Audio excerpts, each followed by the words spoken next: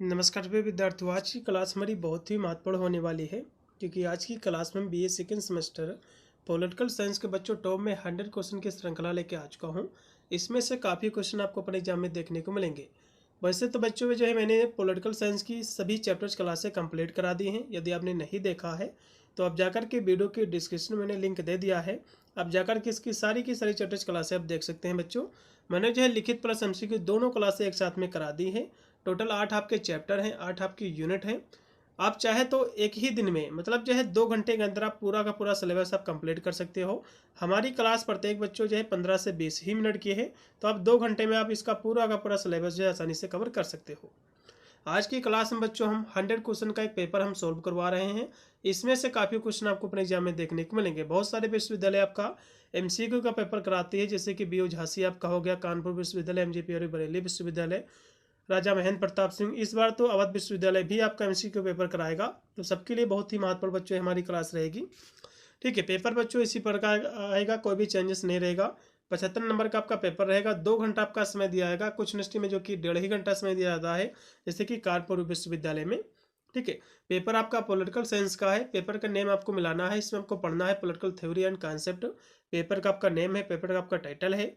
UP के सभी विश्वविद्यालय का सिलेबस सेम है, यही आपको पढ़ना है। जैसे कि डीडीयू गोरखपुर विश्वविद्यालय वगैरह सभी का सिलेबस बच्चों सेम है, यही आपको पढ़ना है। ठीक है, तो सभी विद्यार्थी जल्दी से इन सभी प्रश्नों को वॉच कर लीजिए। और बहुत सारे मैंने मॉडल पेपर बच्चों सोल्व करवा रखे हैं, आप जाकर के उनको भी जो उसी प्लेलिस्ट में आप जो है देख सकते हो। चलेगा, इसका पहला क्वेश्चन बच्चों देखिएगा, बहुत ही मोस्ट पावरफुल आपका क्वेश्चन है कि राजनीति विज्ञान का जनक जो है बच्चों किसे माना जाता है, फिर किसे कहा जाता है। क्वेश्चन बहुत ही महत्वपूर्ण है ये। तो अरस्तु जी को, ठीक है, राजनीति विज्ञान का जनक माना जाता है बच्चों। यह क्वेश्चन बहुत ही महत्वपूर्ण है, आपके एग्जाम में क्वेश्चन जो देखने को मिलेगा। इसमें का बच्चों दूसरा ऑप्शन पूर्णतः आपका राइट है। उसके बाद है 2 नंबर क्वेश्चन है कि राजनीति विज्ञान को सर्वश्रेष्ठ रूप से कैसे जो परिभाषित किया जा सकता है, आपको बताना है। ठीक है, तो इसको बच्चों जो है, जो राजनीति विज्ञान है ये सरकार, राजनीतिक प्रक्रियाओं, राजनीतिक व्यवहार का अध्ययन है। इसमें का सी ऑप्शन। फिर आपका 3 नंबर क्वेश्चन कि राजनीति विज्ञान के क्षेत्र में क्या शामिल है। तो देखो, राजनीति विज्ञान का क्षेत्र मतलब यह होता है कि राजनीति विज्ञान में हम क्या क्या चीज़ें पढ़ते हैं। तो इसमें बच्चों जो सरकारी संस्थान है उसका भी अध्ययन इसमें हम करते हैं, राजनीतिक जो सिद्धांत है उसका भी अध्ययन इसमें हम करते हैं, और जो अंतर्राष्ट्रीय जो संबंध है, जो रिलेशन है, इसका भी अध्ययन इसमें हम बच्चों करते हैं। तो ये सभी इसके क्या है, क्षेत्र है, इसमें का डी। उसके बाद 4 नंबर क्वेश्चन है कि निम्नलिखित में से जो है कौन राजनीति विज्ञान के अध्ययन की विधि नहीं है, आपको बताना है। ठीक है, तो कौन सी बच्चों राजनीति विज्ञान की अध्ययन की विधि नहीं है। तो देखो, इसमें ऐतिहासिक विधि भी इसके अध्ययन की विधि है, तुलनात्मक विधि भी इसके अध्ययन की विधि है, प्रयोगात्मक बच्चों विधि इसके अध्ययन की विधि नहीं है, वैज्ञानिक विधि भी इसके जो अध्ययन की विधि है। केवल बच्चों तीसरा जो है प्रयोगात्मक जो विधि है, राजनीति विज्ञान के अध्ययन की पद्धति या फिर उसकी जो विधि नहीं है, और सभी हैं। तो इसलिए इसमें का तीसरा। फिर बच्चों आपका 5 नंबर क्वेश्चन है, राजनीति विज्ञान के बारे में निम्नलिखित में से कौन सा कथन बच्चों गलत है, आपको बताना है। क्वेश्चन को समझिएगा पहले बच्चों। इसमें पूछ रहा कि कौन सा कथन गलत है, मतलब कौन सा स्टेटमेंट इसमें का गलत है, असत्य है। यह समाज में शक्ति और अधिकार का जो अध्ययन करता है, बिल्कुल, क्योंकि राजनीति विज्ञान में बच्चों हम जो पावर है, जो अधिकार है, इसका इसमें हम अध्ययन करते हैं। दूसरा देखिएगा, यह केवल एक सैद्धांतिक विषय है और इसका कोई व्यवहारिक महत्व नहीं है। तो ये बच्चों गलत है, क्योंकि इसका व्यवहारिक महत्व है। तो इसमें बच्चों दूसरा ही गलत है और सभी इसमें का सही है, इसलिए इसमें का लगाइएगा दूसरा। फिर आपका 6 नंबर क्वेश्चन की राजनीति विज्ञान निम्नलिखित में से जो है किन सामाजिक विज्ञानों से निकटता से जुड़ा हुआ है। तो राजनीति विज्ञान बच्चों जो है समाजशास्त्र से भी जुड़ा हुआ है, अर्थशास्त्र से भी जुड़ा हुआ है, और इतिहास से भी जुड़ा हुआ है। इसमें का डी ऑप्शन पूर्णतः आपका राइट होगा। सभी विद्यार्थी वीडियो को लाइक करेंगे, साथ में चैनल को जो कि सब्सक्राइब भी कर लेना, क्योंकि जिससे मेरा कोई भी जब वीडियो आएगा तो उसका नोटिफिकेशन आपको बच्चों मिलता रहेगा। और सेशन को शेयर भी कर देना 205। इससे सभी विद्यार्थी इस 100 क्वेश्चन की श्रृंखला को देख लें और प्लेलिस्ट में जाकर के और भी क्लासें देखकर अपने एग्जाम में पूरा का पूरा पेपर जो है सॉल्व करके आएंगे। इनसे बाहर आपके एग्जाम में कोई भी क्वेश्चन जो है देखने को नहीं मिलेगा। अब बच्चों इसका 7वां क्वेश्चन देखिएगा, राजनीति विज्ञान में कौन सी विधि विभिन्न देशों की राजनीतिक प्रणालियों की तुलना करती है, आपको बताना है।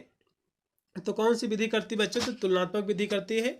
इसमें का बी ऑप्शन, क्योंकि अरस्तु ने जो है बच्चों 158 देशों की वहाँ के जो संविधान है, वहाँ का जो शासन है, उसका जो है जो कि तुलना की थी जो कि अरस्तु को ही जो है तुलनात्मक विज्ञान का जनक भी कहा जाता है। वैसे तो राजनीतिक विज्ञान के जनक है ही अरस्तु जी, और तुलनात्मक जो है विज्ञान का भी, या फिर तुलनात्मक जो है सरकार का भी इनको जो है कह सकते हो जनक माना जाता है। उसके बाद बच्चों है 8 नंबर क्वेश्चन है, किसने जो है राजनीतिक विज्ञान को राज्य का अध्ययन अतीत वर्तमान और भविष्य में जो है परिभाषित किया है, आपको बताना है। ठीक है, तो किसने बच्चों परिभाषित किया है, तो गेटल जी ने किया है, इसमें का डी। 8 नंबर क्वेश्चन का बच्चों डी ऑप्शन पूर्णतः आपका राइट होगा, इसमें का। ठीक है, चलेगा। अगला क्वेश्चन बच्चों देखिएगा कि अरस्तु के द्वारा राजनीतिक विज्ञान पर लिखी गई पुस्तक कौन सी, बच्चों आपको बताना है। देखो ये जितनी भी इसमें की बच्चों पुस्तकें दी हुई हैं चारों, हम सभी के लेखक आपको बताए दे रहे हैं, क्योंकि इसमें से कोई भी पुस्तक जो पूछी जा सकती है। ये सारी की सारी पुस्तकें बच्चों टॉप आपकी पुस्तकें हैं जो एग्जाम में हर बार रिपीट होती हैं। तो अरस्तु के द्वारा कौन सी बच्चों पुस्तक राजनीति विज्ञान पर लिखी गई है, क्योंकि राजनीति विज्ञान जो कि शब्द से स्पष्ट हो रहा है पॉलिटिक्स होगी पुस्तक इनकी। तो इसमें का बच्चों जो पॉलिटिक्स जो पुस्तक है ये अरस्तु के द्वारा लिखी गई है। यदि अन्य हम पुस्तकों की बात करें जैसे कि रिपब्लिक बच्चों पुस्तक किसके द्वारा लिखी गई है, एग्जाम में क्वेश्चन बन सकता है ये। तो रिपब्लिक बच्चों जो पुस्तक है ये प्लेटो के द्वारा लिखी गई है। किसके द्वारा, प्लेटो के द्वारा लिखी गई है। वही हम बच्चों लेवियाथन पुस्तक की बात करें तो लेवियाथन जो बच्चों पुस्तक है ये थॉमस हब्स के द्वारा लिखी गई है। किसको द्वारा बच्चों लिखी गई है, ये थॉमस जो है ये हब्स के द्वारा जो पुस्तक लिखी गई है बच्चों। ठीक है, उसके बाद द प्रिंस जो पुस्तक है ये किसके द्वारा लिखी गई है, द प्रिंस बच्चों जो पुस्तक है निकोलो मैकियावेली के द्वारा लिखी गई है। किसके द्वारा बच्चों, मैकियावेली के द्वारा पुस्तक बच्चों लिखी गई है, मैकियावेली के द्वारा। ठीक है, तो चारों पुस्तकें बच्चों मैंने करा दी हैं। इसमें से कोई भी क्वेश्चन जो कि इसमें से पुस्तक ये पूछी जा सकती है। अगला क्वेश्चन बच्चों देखिएगा जो कि 10 नंबर क्वेश्चन है, राजनीति विज्ञान और समाजशास्त्र एक दूसरे से संबंधित हैं क्योंकि दोनों जो है अध्ययन करते हैं। तो बिल्कुल भैया ये जो है मानव समाज और व्यवहार का अध्ययन करते हैं, इसमें का बी ऑप्शन पूर्णतः राइट है। उसके बाद बच्चों 11 नंबर आपका क्वेश्चन है, एकलवादी संप्रभुता सिद्धांत का प्रमुख जो है समर्थक कौन था, आपको बताना है। तो जॉन ऑस्टिन जी थे। कौन थे भैया, तो जॉन जो है ऑस्टिन जी। इसमें का बी ऑप्शन पूर्णतः आपका राइट है। वही तो बच्चों जब हम जीन जो है बोंदा की बात करें ये किसके समर्थक है बच्चों। ठीक है, तो ये जो समर्थक हैं संप्रभुता सिद्धांत के अवधारणा के लिए इनको जाना जाता है, जीन बोंदा को। वही हम लॉस्की की बात करें तो बहुलवादी के समर्थक थे ये। वही हम जेस मिल की बात करें तो जो स्वतंत्रता और उपयोगितावादी सिद्धांत के लिए जाने जाते हैं। उसके बाद बच्चों आपका 12 नंबर आपका क्वेश्चन है कि बहुलवादी संप्रभुता सिद्धांत किस जो है अवधारणा का विरोध जो है करता है, आपको बताना है। तो राज्य की पूर्ण सत्ता का विरोध करता है, इसमें का राइट आपका बी। अगला भी आपका क्वेश्चन बच्चों है 13 नंबर कि निम्नलिखित में से कौन बहुलवाद से संबंधित है, आपको बताना है। देखो बहुलवाद से बच्चों जो संबंधित है लास्की जी है, इसमें का बी ऑप्शन भी आपका 14 नंबर है कि निम्नलिखित में से कौन जो है कानून का स्रोत नहीं है। देखो कानून में बच्चों जो है विधान भी हैं, प्रथाएं भी हैं और जो है न्यायिक जो है सिद्धांत भी है, लेकिन दिव्य प्रकाश नहीं बच्चों, ये कोई भी इसका स्रोत नहीं, इसलिए इसमें का सी। फिर एक निम्नलिखित में से किसने जो है कानून को संप्रभुता के द्वारा दिए गए आदेश के रूप में परिभाषित किया है। तो देखो संप्रभुता के लिए बच्चों जॉन ऑस्टिन जी जाने जाते हैं, इसमें का बी। इसमें का बी ऑप्शन पूर्णतः आपका राइट है। उसके बाद आपका है 16 नंबर क्वेश्चन की प्राकृतिक विधि को किस प्रकार परिभाषित किया जा सकता है। 16 नंबर क्वेश्चन की यदि हम बात करें तो इसको बच्चों जो है ईश्वरीय जो है भौतिक सिद्धांतों से उत्पन्न कानून के रूप में, इसमें का बी। अगला क्वेश्चन बच्चों आपका है 17 नंबर है कि निम्नलिखित में से जो है कौन सा दंड का सिद्धांत नहीं है, आपको ये बताना है। इसमें का कौन सा दंड का सिद्धांत नहीं है बच्चों, तो जो संविदात्मक जो सिद्धांत है ये बच्चों दंड का सिद्धांत नहीं है, और सभी इसमें के सिद्धांत है जैसे कि प्रतिशोधात्मक सिद्धांत, निवारण सिद्धांत, सुधारात्मक सिद्धांत, ये सभी हैं। लेकिन संविदात्मक जो सिद्धांत है ये कोई भी दंड का सिद्धांत नहीं है। ठीक है, इसलिए इसमें का सी। फिर आपका 18 नंबर क्वेश्चन है कि आंख के बदले आंख, दांत के बदले दांत के सिद्धांत पर आधारित दंड का कौन सा सिद्धांत बच्चों, आपको बताना है। ठीक है, तो ये जो बच्चों सिद्धांत है ये प्रतिशोधात्मक सिद्धांत है, इसमें का बी ऑप्शन आपका पूर्णतः राइट होगा।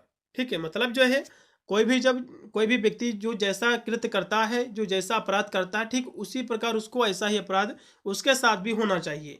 मतलब यदि किसी व्यक्ति ने आपका आँख फोड़ दिया तो उसका भी आँख फोड़ देना चाहिए।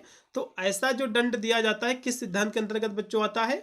तो प्रतिशोधात्मक सिद्धांत के अंतर्गत। फिर बच्चों आपका है 19 नंबर क्वेश्चन की सुधारात्मक दंड सिद्धांत का मुख्य उद्देश्य क्या है? 19 नंबर क्वेश्चन की हम बात करें, इसका बच्चों जो उद्देश्य है अपराधी के व्यवहार को बदलना है। इसमें का राइट आपका होगा आपका सी ऑप्शन। फिर है कि प्रतिरोधक दंड सिद्धांत का उद्देश्य क्या है आपको बताना है। इसका बच्चों जो उद्देश्य है, ठीक है, वो है कठोर दंड देकर दूसरों को उदाहरण जो है प्रस्तुत करना। मतलब जो है प्रतिरोधक जो दंड सिद्धांत का मतलब ये होता है कि किसी को जो है उसको जो है खूब दंड देना, ताकि अन्य जितने भी व्यक्ति हैं ऐसा जो है करने से वो डर जाएं, ठीक है। उसके बाद आपका है 21 नंबर कि स्वतंत्रता का अर्थ बच्चों क्या है आपको ये बताना है। 21 नंबर क्वेश्चन की हम बात करते हैं, इसका अर्थ होता है कि उचित सीमाओं के भीतर रहकर जीवन जीने का अधिकार। इसमें का डी। फिर आपका 22 नंबर क्वेश्चन की ऑन लिबर्टी। ऑन लिबर्टी बच्चों पुस्तक के लेखक कौन है? ये क्वेश्चन काफी महत्वपूर्ण है, तो जेस मिल जी हैं। इसमें का पहला ये क्वेश्चन आपके एग्जाम में बनेगा। फिर आपका है कि समानता का मुख्य उद्देश्य क्या है? इसमें का 22 नंबर जो क्वेश्चन आपका बच्चों रहेगा, तो समानता का मतलब होता है कि सभी को जो है समान अवसर देना। इसमें का पहला। फिर आपका 24 नंबर क्वेश्चन की कौन सी समानता सभी नागरिकों को राजनीतिक अधिकार देती है? इसमें आपको बताना है, ठीक है। तो 24 नंबर क्वेश्चन का जो राइट आपका होगा वो रहेगा बच्चों राजनीतिक समानता रहेगी। इसमें का सी ऑप्शन। 24 नंबर क्वेश्चन का राइट आपका जो विकल्प आपका इसमें हो जाएगा आपका सी ऑप्शन। उसके बाद आपका फिर आपका 25 नंबर क्वेश्चन के न्याय पर आधारित कौन सी पुस्तक है आपको ये बताना। क्वेश्चन काफ़ी महत्वपूर्ण है, ये क्वेश्चन आपके एग्जाम में जरूर देखने को मिलेगा। तो न्याय पर आधारित बच्चों जो पुस्तक है ये थ्योरी ऑफ जस्टिस है, ठीक है। इसमें का पहला ऑप्शन। अब बच्चों एग्जाम में क्वेश्चन बन सकता है कि जो पुस्तकें दी हुई हैं ये पुस्तकें किनके द्वारा लिखी गई हैं, तो ये भी जान लेना काफ़ी महत्वपूर्ण बन जाता है। तो इन पुस्तकों के बच्चों लेखक भी समझ लीजिए, जैसे कि थ्योरी ऑफ जस्टिस जो कि न्याय पर आधारित जो पुस्तक है बच्चों, तो किसकी है? तो जॉन रॉल्स की पुस्तक है। किसकी भैया पुस्तक है? जॉन रॉल्स जी की पुस्तक है, ठीक है। अन्य हम पुस्तकों की बात करें, द रिपब्लिक, ये पुस्तक बच्चों किसकी है? ये बच्चों पुस्तक जो है प्लेटो जी की है। किसकी है? प्लेटो जी की पुस्तक है ये। उसके बाद देखिएगा दास कैपिटल। दास कैपिटल किसकी पुस्तक है? तो कार्ल मार्क्स जी की पुस्तक है। किसकी भैया पुस्तक है? कार्ल मार्क्स जी की पुस्तक है। ये क्वेश्चन इस तरह से एग्जाम में बच्चों बन सकते हैं, कोई भी देखो पुस्तक पूछ सकता है। लेवियाथन बच्चों पुस्तक किसकी है? तो कहोगे थॉमस हब्स की। किसकी पुस्तक बच्चों है लेवियाथन? तो कहोगे थॉमस हब्स की पुस्तक है। तो इस तरह से बच्चों कोई भी इसमें की पुस्तक पूछ सकता है, इसलिए हम सारी पुस्तकें बहुत ही विस्तार से आपको करा रहे हैं बाद में, ताकि आप ये ना कहो कि ये पुस्तक आपने पढ़ाया नहीं है, किसकी है, ठीक है। उसके बाद है कि न्याय का अर्थ है कि प्रत्येक व्यक्ति को उसका उचित अधिकार देना है। यह बच्चों कथन किसका है आपको बताना है। देखो ये जो स्टेटमेंट है बच्चों प्लेटो जी का है। इसमें का पहला ऑप्शन 26 नंबर का पूर्णतः राइट है।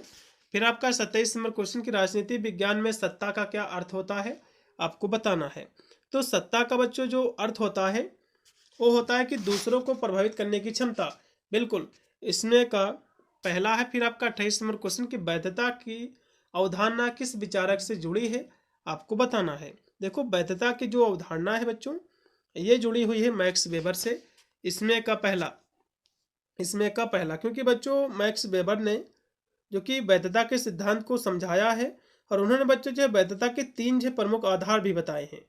पहला बताया है जो कि पारंपरिक, दूसरा करिश्माई, तीसरा जो है तार्किक कानून संबंधी। इन्होंने जो कह सकते हो वैधता बताई है। अगला देखिएगा अधिकार का बच्चों अर्थ क्या है। क्वेश्चन काफ़ी महत्वपूर्ण है। तो अधिकार का जो अर्थ होता है वो होता है कि सभी व्यक्तियों को गरिमा से जीने की शक्ति देना। इसमें का भी। फिर है कि नागरिकों का एक मौलिक कर्तव्य क्या है बच्चों, तो संविधान का सम्मान करना। इसमें का पहला। फिर है कि निम्नलिखित में से जो है किसने स्वतंत्रता को बाहरी प्रतिबंधों की अनुपस्थित के रूप में परिभाषित किया है। 31 की हम बात करें तो थॉमस हब्स ने किया है। इसमें का सी। इसमें का सी ऑप्शन आपका पूर्णतः आपका राइट हो जाएगा। उसके बाद आपका है 32 नंबर क्वेश्चन की राष्ट्रपति प्रणाली में राष्ट्रपति क्या है बच्चों, तो राष्ट्र और सरकार दोनों का प्रमुख ये होता है बच्चों। इसमें का राइट आपका जो रहेगा इसमें का पहला। फिर बच्चों आपका 33 नंबर क्वेश्चन कि निम्नलिखित में से कौन सा न्याय का एक सिद्धांत नहीं है, आपको ये बताना है। देखो न्याय का आपका जो है सामाजिक न्याय भी है, विविध न्याय, आर्थिक न्याय, लेकिन धार्मिक न्याय कोई भी बच्चों न्याय का सिद्धांत नहीं है। तो इसलिए 33 नंबर क्वेश्चन के बच्चों डी। फिर 34 नंबर क्वेश्चन कि मैकियावेली की किस पुस्तक में सत्ता और अधिकार की अवधारणा पर चर्चा की गई है, आपको ये बताना है।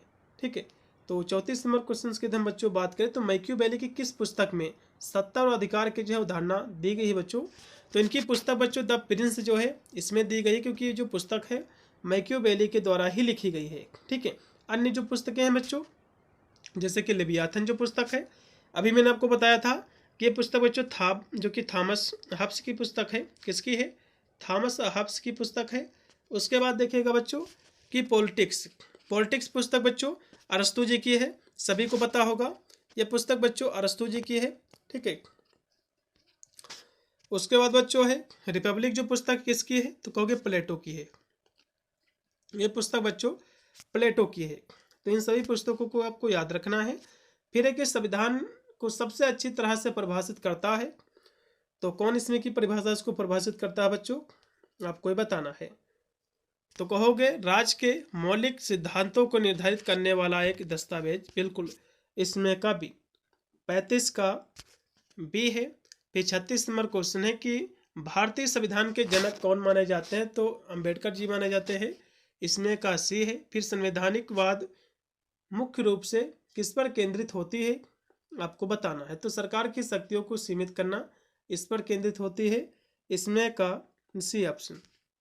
फिर 38 नंबर क्वेश्चन है कि लोकतंत्र की मौलिक विशेषता क्या है, आपको ये बताना है। तो इसकी विशेषता बच्चों है कि जनता द्वारा चुनी गई सरकार, इसमें का सी ऑप्शन, क्योंकि बच्चों लोकतंत्र में लोगों की सरकार होती है, लोगों के द्वारा ही चुनी जाती है। फिर है कि सर्वसत्तावाद का अर्थ क्या है, आपको बताना है। तो इसका बच्चों अर्थ है कि जनता और निजी जीवन पर पूर्ण नियंत्रण रखने वाली राजनीतिक व्यवस्था, इसमें का पहला है। फिर जनमत जो है सबसे अधिक महत्वपूर्ण है, तो जनमत बच्चों लोकतांत्रिक शासन में सबसे महत्वपूर्ण है, इसमें का राइट आपका रहेगा बच्चों बी ऑप्शन। 40 का बी ऑप्शन। फिर 41 नंबर क्वेश्चन है ये बच्चों जो कि लोकतंत्र की परिभाषा है, किस विचारक ने कहा है कि लोकतंत्र का शासन जनता के द्वारा जनता के लिए होता है, ये अब्राहम लिंकन के द्वारा बच्चों परिभाषा दी गई थी। फिर है कि सामाजिक न्याय का अर्थ क्या होता है, तो सभी के लिए समान अवसर और अधिकार, इसमें का बी। फिर आपका है कि भारत में धर्मनिरपेक्षता का अर्थ क्या है, तो राज्य द्वारा सभी धर्मों के साथ समान व्यवहार, इसमें का बी। उसके बाद है कि 73वां संवैधानिक संशोधन किससे संबंधित है, तो पंचायती राज के माध्यम से सत्ता का विकेंद्रीकरण से, इसमें का बी है। फिर आपका 45 नंबर क्वेश्चन कि निम्नलिखित में से कौन सा भारत में एक दबाव समूह है, तो बच्चों जो है दो दबाव समूह है federation of Indian chambers of farmers and industry, बिल्कुल इसमें का सी ऑप्शन। फिर बच्चों के दबाव समूह का मुख्य कार्य क्या होता है, तो कहोगे सरकारी नीतियों जो है निर्णय को प्रभावित करते हैं। लेकिन बच्चों दबाव समूह जो होते हैं कभी भी ये लोग जो है चुनाव नहीं लड़ते हैं। दबाव समूह ये होते हैं जैसे कि सरकार पर दबाव बनाते हैं। बच्चों बहुत सारे दबाव समूह होते हैं जैसे कि किसान यूनियन वगैरह, तो इस तरह से बच्चों बहुत सारे दबाव समूह आपके जो कि उपस्थित हैं देश में। फिर देखिएगा अगले बच्चों इसमें पुस्तक आपकी दी हुई कि टू ब्रिटिश ऑफ जो कि गवर्नमेंट, ये जो पुस्तक बच्चों किसके द्वारा लिखी गई है, आपको ये बताना है। देखो ये पुस्तक बच्चों जो है जॉन लॉक के द्वारा लिखी गई है, इसमें का बी है। फिर कि विकेंद्रीकरण के बच्चों मुख्य विशेषता क्या है, आपको ये बताना है। इसकी विशेषता बच्चों की सत्ता का स्थानीय सरकारों को स्थानांतरण है। फिर 49 नंबर क्वेश्चन के निम्नलिखित में से कौन सा देश सर्वसत्तावादी शासन का अनुसरण करता है, आपको बताना है। तो कौन सा बच्चों देश करता है, तो कहोगे उत्तरी कोरिया करता है, इसमें का बी ऑप्शन। अब बच्चों सर्वसत्तावादी शासन होता क्या है, थोड़ा सा इसको भी समझ लीजिए। तो बच्चों यह जो है शासन की वह प्रणाली है जहां राज्य का जीवन के हर पहलू जैसे कि निजी और जो सार्वजनिक इस पर पूर्ण नियंत्रण होता है। और इसमें बच्चों जो है आमतौर पर एक ही राजनीतिक दल या फिर जो है तानाशाही का शासन होता है। ठीक है, जैसे कि चीन वगैरह में एक ही तानाशाही का शासन होता है और विपक्षी दल या जो है व्यक्तिगत स्वतंत्रता की अनुमति नहीं होती है, विपक्ष इसमें नहीं होते हैं। ठीक है, इसमें का बच्चों बी है। फिर विश्व का प्रथम लिखित संविधान कौन सा बच्चों है? तो सबसे पहले बच्चों जो विश्व का जो संविधान सबसे पहले लिखा गया था तो अमेरिका का लिखा गया था, इसमें का बी ऑप्शन। ठीक है, ये बच्चों कब जो है लिखा गया था? ठीक है, तो इसको लिखा गया भाई 1787 को। अगला देखिएगा बच्चों, फिर है कि राज्य की दैवीय सिद्धांत के मुख्य जो प्रवर्तक कौन है? आपको ये बताना है। तो आपके सेंट जो है अगस्तीन जी है, इसमें का सी है। फिर बल सिद्धांत के अनुसार राज्य की स्थापना किसके द्वारा हुई है? तो कहोगे बल प्रयोग के द्वारा हुई है। उसके बाद के सामाजिक अनुबंध सिद्धांत का प्रमुख विचारक कौन है बच्चों? ये क्वेश्चन एग्जाम में बनता है। तो थॉमस हब्स जी हैं, इसमें का पहला है। फिर है कि विकासवादी सिद्धांत के अनुसार राज्य की उत्पत्ति किससे हुई है? तो कहोगे इनके अनुसार बच्चों जो राज्य की उत्पत्ति हुई है, ठीक है, तो ये लोग जो है क्या मानते हैं राज्य की उत्पत्ति का आधार? तो परिवार और जो है कबीले से मानते हैं इसकी उत्पत्ति हुई है, विकासवादी सिद्धांत। फिर है कि मार्क्सवादी सिद्धांत के अनुसार राज्य क्या है बच्चों? तो उत्पीड़न का जो उपकरण है, मार्क्सवादी लोग मानते हैं। फिर है कि आदर्शवादी सिद्धांत राज्य को किस प्रकार मानता है? तो नैतिक और जो है आध्यात्मिक मूल्यों के रूप में मानता है। इसमें का बी ऑप्शन पूर्णतः आपका करेक्ट है। 56 का बी है। फिर 57 नंबर आपका क्वेश्चन है कि निम्नलिखित में से कौन सामाजिक अनुबंध सिद्धांत से संबंधित नहीं है? आपको बताना। देखो बच्चों, सामाजिक अनुबंध सिद्धांत जो कि रूसो ने भी दिया है, इसके बारे में अपने विचार लोग ने भी रखे हैं, थॉमस हब्स ने भी इस पर अपने विचार दिए हैं, लेकिन कार्ल मार्क्स ने बच्चों नहीं दिए अपने विचार, इसलिए इसमें का डी। फिर है कि कल्याणकारी राज्य का मुख्य उद्देश्य क्या है? तो कहोगे सामाजिक और आर्थिक न्याय सुनिश्चित करना। फिर है कि राज्य के उदारवादी सिद्धांत का मुख्य आधार क्या है? तो कहोगे व्यक्तिगत स्वतंत्रता और सीमित सरकार, इसमें का बी। 62 का बी है। फिर 60 नंबर क्वेश्चन के समाजवादी सिद्धांत किसका समर्थन करता है? आपको ये बताना है। तो उत्पादन के साधनों पर राज्य का नियंत्रण इस रूम में बच्चों समर्थन करता है। 60 नंबर क्वेश्चन का राइट आपका हो जाएगा इसमें का सी ऑप्शन 60 का। फिर 61 नंबर आपका क्वेश्चन है कि निम्नलिखित में से कौन सा राज्य का तत्व नहीं है बच्चों? ठीक है, तो राज्य में बच्चों जनसंख्या, सरकार, संप्रभुता, लेकिन धर्म इसका कोई भी राज्य का तत्व नहीं है, इसलिए इसमें का सी। फिर के सामाजिक अनुबंध सिद्धांत मुख्य रूप से किसे वैध ठहराने के लिए विकसित किया गया है? आपको बताना है। ठीक है, तो ये बच्चों विकसित किया गया था राज्य सत्ता की वैधता के लिए, इसमें का बी। फिर कि विकासवादी सिद्धांत राज्य को किसका परिणाम जो है मानता है? आपको ये बताना है। तो ये बच्चों मानता है धीरे धीरे हुए ऐतिहासिक विकास का, इसमें का पहला है। फिर राज्य वह सत्ता है जो वैध बल प्रयोग पर एकाधिकार रखती है। ये जो परिभाषा बच्चों किसके द्वारा दी गई है? आपको बताना है। तो मैक्स वेबर के अनुसार इसमें का पहला। उसके बाद है कि गठबंधन सरकार कब बनती है बच्चों? गठबंधन जिसे किस शब्द से स्पष्ट हो रहा बच्चों? जब दो सरकारें या फिर एक सरकार को कोई बहुमत नहीं मिलता है तो दूसरे जब दल से हाथ मिला लेता है और पार्टी कह सकते हो अपनी सरकार बनाता है, तो इसको बच्चों में गठबंधन सरकार कहते हैं। जो कि 2 सालों से या फिर 2 पंचवर्षीयों से जो कि बिहार में सरकार जो कि चल रही है, गठबंधन से ही बन रही है। ठीक है, तो इसमें बच्चों जो है जब कई दल मिलकर सरकार बनाते हैं, बिल्कुल इसमें का भी। फिर है कि राजनीति विज्ञान में संस्थागत दृष्टिकोण मुख्य रूप से किस पर केंद्रित है? आपको बताना है। तो संस्थाओं की संरचना, उसकी कार्यप्रणाली पर, इसमें का भी है। फिर ऐतिहासिक दृष्टिकोण किसका अध्ययन करती है? क्वेश्चन काफी महत्वपूर्ण है। तो इतिहास की जब बात आती है बच्चों तो अतीत की राजनीतिक घटनाओं और जो संस्थाओं के बारे में। उसके बाद देखिएगा कि समाज शास्त्री दृष्टिकोण का जनक कौन जो है माने जाते हैं? आपको बताना है। 68 नंबर क्वेश्चन की बात करें तो कहोगे बच्चों ये माने जाते हैं आपके कार्ल मार्क्स जी, इसमें का पहला है। फिर है कि मानकवादी दृष्टिकोण मुख्य रूप से किस पर केंद्रित है? तो राजनीति में चीज़ों के कैसे जो है होना चाहिए इस विचार पर, इसमें का बी। 69 का बी है। फिर 70 नंबर क्वेश्चन की दार्शनिक दृष्टिकोण किस पर आधारित है? तो राजनीति की नैतिक और जो है दार्शनिक नींव पर, इसमें का बी है 70 का बी। फिर 71 नंबर आपका क्वेश्चन की पारंपरिक दृष्टिकोण की कौन सी विशेषता नहीं है? आपको ये बताना है। 71 नंबर क्वेश्चन की हम बच्चों बात करें तो इसमें बच्चों जो है वैज्ञानिक विधियों का उपयोग, इसकी कोई भी जो है विशेषता नहीं है और सभी इसकी विशेषता है। उसके बाद एक राजनीति विज्ञान में व्यवहारवाद किसके विरोध में उभरा है? ठीक है, आपको बताना है। तो ये बच्चों उभरा है ठीक है, पारंपरिक विधियों के अनुभव जन्य शोध की कमी से, इसमें का सी है। फिर व्यवहारवाद का मुख्य ध्यान केंद्रित है, तो अनुभवजन्य तरीकों पर आधारित राजनीतिक व्यवहार से। फिर कि व्यवहारवाद से जुड़ा प्रमुख विचारक कौन सा है, आपको बताना है। तो व्यवहारवाद से बच्चों डेविड ईस्टन जी जुड़े हैं, इसमें का पहला है। फिर कि उत्तर व्यवहारवाद किसकी आलोचना के रूप में उभरा है, आपको बताना है।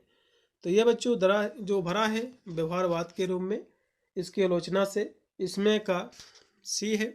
फिर कि उत्तर व्यवहारवाद का नारा क्या है, तो प्रासंगिकता और जो क्रिया इसका नारा है, इसमें का बी है। फिर आधुनिकतावाद की प्रमुख विशेषता क्या है, आपको बताना है। इसकी विशेषता है कि महान सिद्धांतों और प्रगति को स्वीकार करना, इसमें का बी है। फिर उत्तर आधुनिकतावाद क्या तर्क देता है, आपको बताना है। तो ये बच्चों तर्क देता है, ठीक है। तो 78 की यदि हम बात करें बच्चों, तो ये तर्क देता है कि राजनीति में कोई पूर्ण सत्य नहीं है, बिल्कुल, इसमें का भी। फिर है कि संसदीय प्रणाली में सत्तारूढ़ दल कौन सा होता है, आपको ही बताना है। तो कौन सा दल होता है बच्चों ये, तो कहोगे विधायिका में बहुमत प्राप्त करने वाला दल, इसमें का बी ऑप्शन पूर्णतः आपका राइट होगा। फिर है कि राजनीतिक विज्ञान में उत्तर उदारवाद से जुड़ा प्रमुख विचारक कौन सा है, ठीक है, आपको बताना है। तो कहोगे सी मेल जो कि फ्रोको जी हैं, इसमें का पहला। फिर सरकार का कौन सा बच्चों अंग कानून को लागू करने का कार्य करता है, तो कहोगे कार्यपालिका, इसमें का भी। फिर है कि लोकतांत्रिक सरकार में न्यायपालिका मुख्य रूप से कौन सा कार्य करती है, तो न्यायपालिका बच्चों जो काम करती है कानूनों की व्याख्या करती है, इसमें का सी ऑप्शन है। फिर है कि शक्ति के पृथक्करण की अवधारणा किसने दी थी, किस विचारक ने दी थी, आपको ये बताना है, ठीक है। तो कहोगे मॉन्टेस्क्यू ने दी थी, इसमें का सी है। फिर निम्नलिखित में से कौन सा विधायिका का कार्य नहीं बच्चों, आपको बताना है। देखो विधायिका का जो कार्य नहीं है, कानून लागू करना बच्चों विधायिका का कार्य नहीं है, और सभी इसके कार्य है, जैसे कि उसकी जो है व्याख्या करना, ये सब कार्य जो है इसके हैं, लेकिन कानून को लागू करना बच्चों ये विधायिका का कार्य नहीं है, इसलिए इसमें का बी है। फिर है कि संसदीय प्रणाली में कार्यपालिका का वास्तविक प्रधान कौन होता है, आपको बताना है। तो इसका जो वास्तविक बच्चों जो प्रधान होता है प्रधानमंत्री होता है, इसमें का बी है। फिर किस प्रकार की सरकार में कार्यपालिका के पास सर्वोच्च शक्ति होती है, ठीक है, तो किस में होती है बच्चों, तो कहोगे ये होती है अधिनायकवाद में, इसमें का बी। 86 नंबर क्वेश्चन का बच्चों बी ऑप्शन पूर्णतः आपका राइट है। उसके बाद है 87 नंबर के संघीय एवं एकात्मक प्रणाली के बीच मुख्य अंतर क्या है, इसके बीच में बच्चों जो अंतर है केंद्र और क्षेत्रीय सरकारों के बीच शक्ति के वितरण का। फिर है कि एक राजनीतिक दल किसे कहते हैं बच्चों, एक राजनीतिक दल तो होता बच्चों चुनाव लड़ता है, मतलब जो चुनाव लड़ने वाले समान विचारधारा वाले लोगों का समूह होता है, इसमें का पहला। फिर है कि लोकतंत्र को सबसे अच्छे रूप में कौन परिभाषित किया है, आपको बताना है। देखो जो लोकतंत्र होता बच्चों जनता का शासन होता है, इसमें का बी।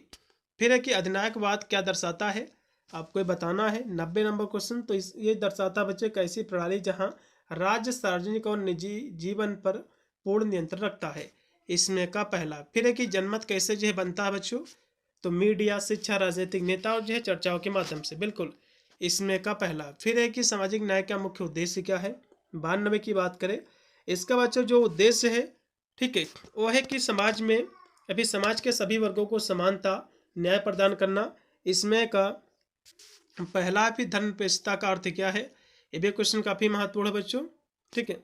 तो इसका जो अर्थ होता है धर्मनिरपेक्षता का, वो होता है कि धर्म और सरकारी मामलों का अलगाव, बिल्कुल, मतलब जो है सरकारी काम से धर्म जो अलग रहेगा। उसके बाद है कि विकेंद्रीकरण क्यों महत्वपूर्ण है बच्चों, क्वेश्चन आपके एग्जाम में बनेगा। तो यह जो है बेहतर प्रशासन के लिए सत्ता को स्थानीय स्तर पर जो वितरित करता है, इसमें का बी है। फिर कि प्रतिनिधित्व के सिद्धांत ये क्या जो है समझाते हैं, आपको बताना। तो कहोगे सरकार में प्रतिनिधियों का चयन और उसकी भूमिका। फिर कि संसदीय प्रणाली किस देश के मॉडल पर जो है आधारित है, आपको बताना है। देखो संसदीय जो प्रणाली है बच्चों ये जो आधारित है ब्रिटेन के मॉडल पर देश के, इसमें का सी है। फिर है कि राष्ट्रपति प्रणाली में राष्ट्रपति का जो है को कौन जो है चुनता है, तो राष्ट्रपति जो चुना जाता है बच्चों किसके द्वारा चुना जाता है, ठीक है, तो जनता के द्वारा प्रत्यक्ष चुनाव के माध्यम से, इसमें का राइट आपका जो होगा बच्चों आपका बी ऑप्शन, इसमें का बी है। फिर है कि संसदीय प्रणाली की मुख्य विशेषता क्या है। 98 की बात करें तो कहोगे कार्यपालिका विधायिका के बाद उत्तरदायी होता है, इसमें का सी है। फिर आपका है कि संघीय प्रणाली में सत्ता का वितरण कैसे होता है तो केंद्र और राज्य सरकार के बीच शक्ति के विभाजन से होता है, इसमें का बी। फिर लास्ट में आपका 100 नंबर क्वेश्चन के निम्नलिखित में से कौन सा एकात्मक सरकार का उदाहरण है, तो कहोगे फ्रांस है एकात्मक सरकार का, ठीक है, इसमें का सी। अब एकात्मक सरकार बच्चों क्या होता है, यहाँ पर बच्चों जो है शासन की जो प्रणाली होती है जिसमें समस्त जो शक्तियाँ होती है केवल केंद्र सरकार के पास होती है, मतलब जो है राष्ट्रपति शासन ही होता है, ठीक है, जैसे कि फ्रांस। तो ये थे बच्चों आपके 100 आपका क्वेश्चन जो कि मैंने कराए, परीक्षा की दृष्टि से बहुत ही महत्वपूर्ण साबित होंगे। इसमें से 60 से 70 क्वेश्चन आपको यही देखने को मिलेंगे। और सभी इन क्वेश्चनों को देख लो बच्चों, जो मैंने इसके लेखक बताए जितने भी पुस्तकें थे उसमें से पुस्तकें भी बहुत सारी पूछी जाएंगी। और इसके और भी मैंने मॉडल पेपर बच्चों सोल्व कर रखे हैं, उनको भी जाकर आप जो है वॉच कर सकते हैं हमारे चैनल में। और चैनल को सब्सक्राइब कर लेना, साथ में बेल जो आइकन है उसको भी ऑल पर सेट कर लेना, जिससे मेरा कोई भी जब वीडियो आएगा तो उसका नोटिफिकेशन आपको मिलेगा सबसे पहले। मिलता है वीडियो के लिए, तब तक सभी को thank for watching this video.